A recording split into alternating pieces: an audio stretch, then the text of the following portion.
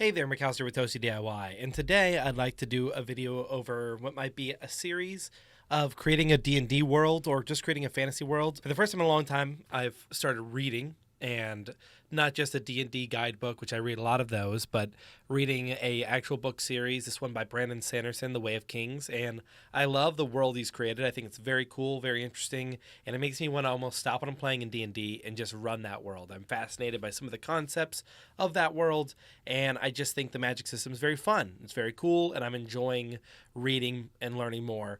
And it made me think that maybe one day I'd like to have a full world of my own. I've built homebrew worlds in D&D, but every time I build one, I feel like it's lacking that, that's something.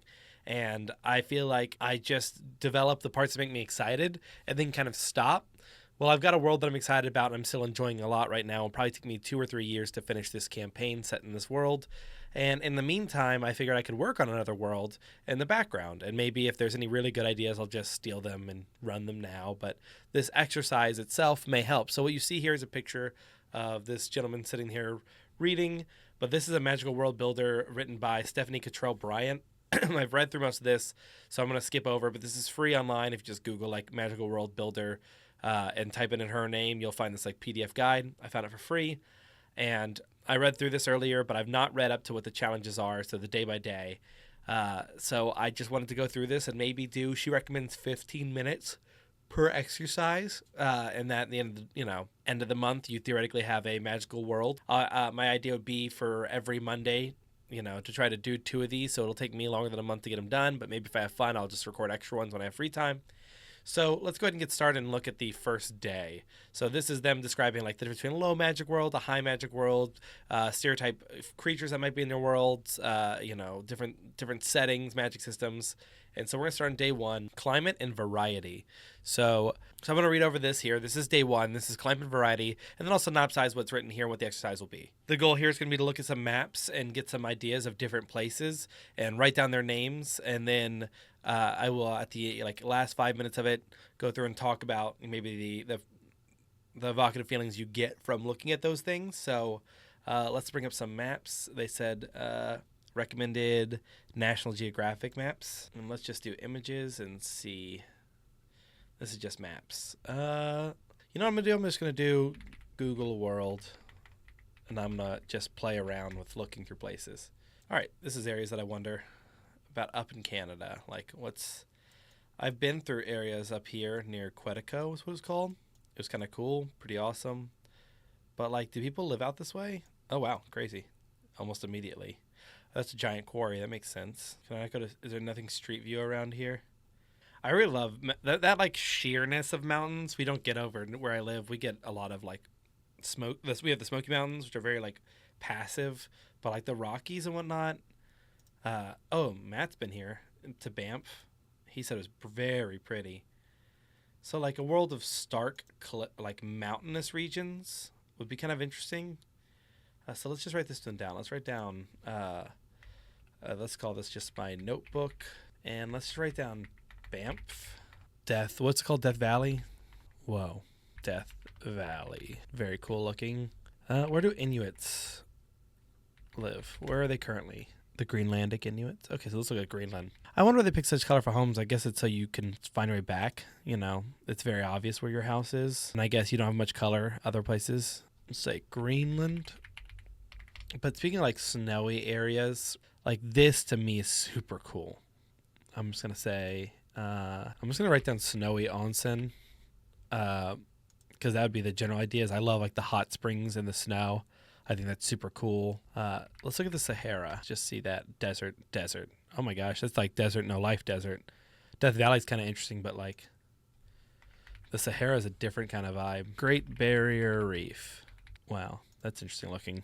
All right, I'm gonna get 2 more, and then I'm gonna go through and do the write down what they make you feel. Because let's get the Appalachians, because that's near where I live. So at least I could describe them more readily, and people I'm around would understand me better. Yeah, Appalachians. What's an area I've not been? Rural China. Areas that I don't know. Oh, wow. That's crazy looking. I love that. All right, let's do volcanic Hawaii. I believe now, according to the book, we should now then go and write 1 or 2 words to describe how the climate, either the word itself or the place, made you feel. If you have been there before, try to stick to abstract emotional words if you can, but nouns are okay. All right, so Banff, I could say it made me feel, I almost would say like almost adventurous. Like when I see mountains like that with the water, the water seems like an open way for me to get places, and it feels more like adventurous. I just get that sort of vibe, and I get like a sense of wonder. Death Valley, in certain parts, I thought like it was, I'm trying to think the word. It's like minimalistic. No, not the word. It's almost, it is plain, but clearly hiding something. I guess obfuscated might be a word that'd be interesting. And I'm going to call it sleeping. Like something's out there, things are out there, but you just don't see them at all times. But you know things are out there. Like you look at that sand, and I bet there's worms in those sands, or there's lizards running through, but I don't know where they are. Greenland, seeing those like snowy huts and whatnot was, I want to say, isolating. It felt, and I know it sounds weird, but saying longing, like the idea that the colors were there, but it didn't have them in the surrounding. They had to create them. It felt manufactured in a way. I just love the look of this, and I would say makes me feel warm regardless of the cold, which I think is fun. And then I would say cozy. It's kind of warm again, snowy onsen, but I would just say a feeling of being at natural, like being at peace. The Sahara was lonely. It was, and just I'm afraid of great expanses, so like lonely and afraid would be how that would make me feel, between a rock and hard place, because like it'll be hot and then it'll be freezing. Like you really have nothing that you could do. I think that this is an area of the world that's very cool. I'm really fascinated by underwater creatures, but I would say out of bounds. Like I shouldn't be there. Made me feel fascinated. It evoked feelings of like curiosity, I think would probably be a better word. This isn't so much like the wander of the Banff, because I feel like I could look around in Banff, but in the reef I realize I'm out of place. Yeah, I think that's good for that. Appalachian Mountains, steady. I think that they evoke the thing that something bigger is watching over you. You've got something large that would take most of the hits of the storms of most things. You'll be fine behind the mountain. Steady and hidden. I just think you could be up in the mountains and no one knows. Moonshine making, but things could also be hidden there that aren't you. That's why there's a lot of like Appalachian lore for like Wendigos and the like. Rural China, wow. Verticality was the sense I got of just like large, able to climb. Like I could go anywhere. It was like a freedom. I feel like I see all the mountains, but all of them have been worked in a way that I could get anywhere. And then a just naturalistic feeling came from it. A volcanic Hawaii, destructive, smaller.